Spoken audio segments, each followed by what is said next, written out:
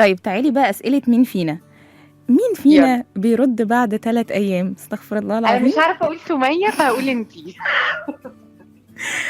بالظبط. هو أنا للأسف يا جماعة أوقات ممكن يعني ممكن مثلا أرد عليها بعد أسبوع، يعني يوم ما احنا هنتقابل كده. بس انا اتعودت خلاص عادي. بالظبط، لأن أنا فهمتها عشان تعرفوا إن التواصل مهم جدا. أنا فهمتها إن أنا لا، جوه التواصل مهم فعلا. جوه دماغي برد عليها. يعني هي دلوقتي ايوه، انا سمية بسمع بتبقى انا ردت بسمع في الفويس دماغها نوت، فعلا. فبقعد اقول ايوه ماشي وبتاع كده، فانا بقتنع ان انا تمام بس. رديت.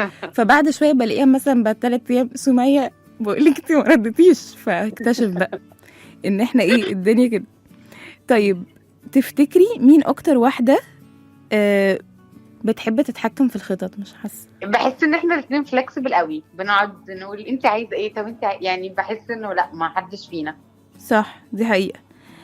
طب مين اللي بتسخن وبعدين بتسخن يعني بتتعصب يعني وبعدين بتهدى بسرعه بعد دقيقتين؟ انت. حقيقة يا جماعة، حقيقة جدا. يعني مش وعامة عارفه ينفع اقول كده على الهوا ولا لا لا، بس عادي يعني.